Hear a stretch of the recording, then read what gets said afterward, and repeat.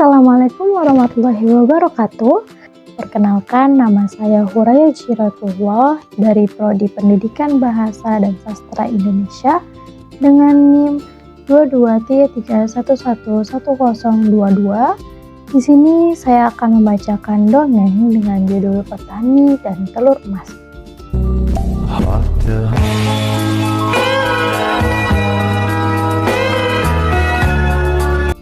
Di sebuah desa kecil yang terpencil, di antara hamparan sawah yang luas dan hutan yang rimbun, hiduplah seorang petani bernama Pak Bardi.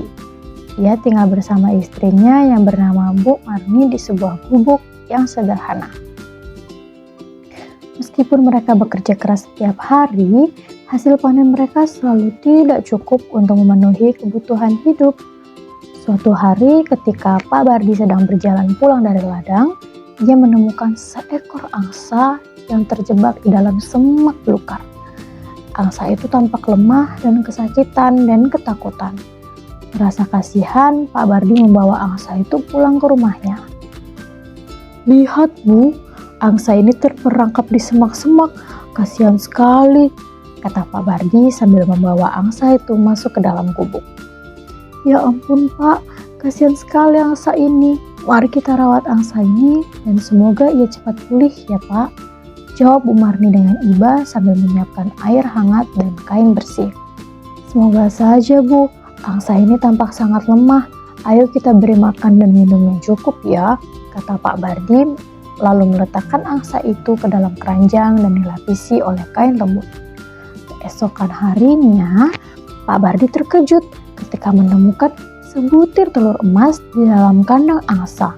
Dia segera memberitahu istrinya tentang penemuan ajaib itu.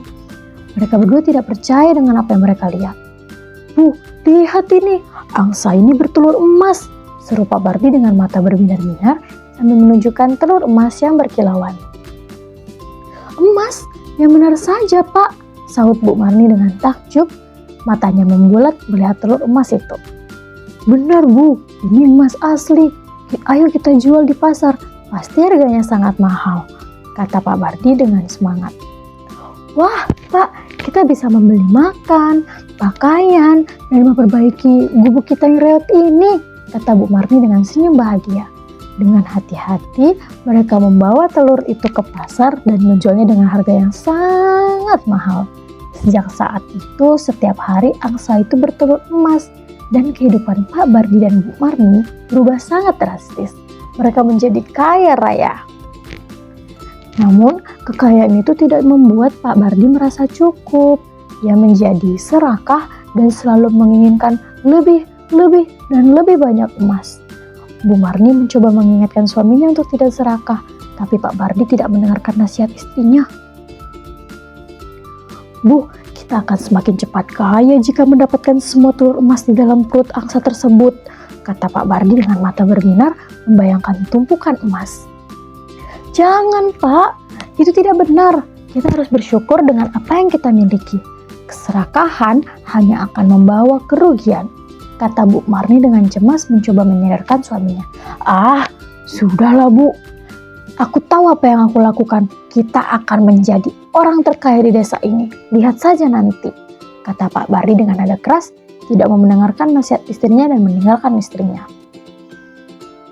Suatu hari, ketika Bu Marni sedang pergi ke pasar sendirian, Pak Bardi mengambil pisau dan memotong angsa itu. Betapa kecewanya Pak Bardi ketika ia tidak menemukan satupun telur emas di dalam perut angsa tersebut. Ia hanya menemukan organ-organ dalam angsa yang berlumuran darah. Ia sangat menyesali perbuatannya dan menyadari betapa bodohnya dia. "Lihat apa yang telah kau lakukan, Pak. Kita telah kehilangan angsa ajaib itu," ucap Bu Marni dan air matanya mengalir deras melihat angsa kesayangannya mati. "Aku sangat bodoh, Bu. Keserakahan telah membutakanku. Maafkan aku, Ibu," kata Pak Bardi dengan penuh penyesalan. Suaranya bergetar menahan tangis. "Sudahlah Pak, nasi sudah menjadi bubur. Kita harus belajar dari kesalahan ini," kata Bu Marni mencoba menenangkan suaminya meski hatinya sangat sedih. Sejak saat itu, kehidupan mereka kembali seperti semula. Mereka kehilangan angsa ajaib yang memberi mereka kekayaan. Pak Bardi dan Bu Marni belajar dari kesalahan mereka. Mereka menyadari bahwa keserakahan hanya membawa kerugian. Mulai saat itu, mereka hidup sederhana dan bersyukur atas apa yang mereka miliki. Sekian pembacaan dongeng dari saya. Assalamualaikum warahmatullahi wabarakatuh. Dadah!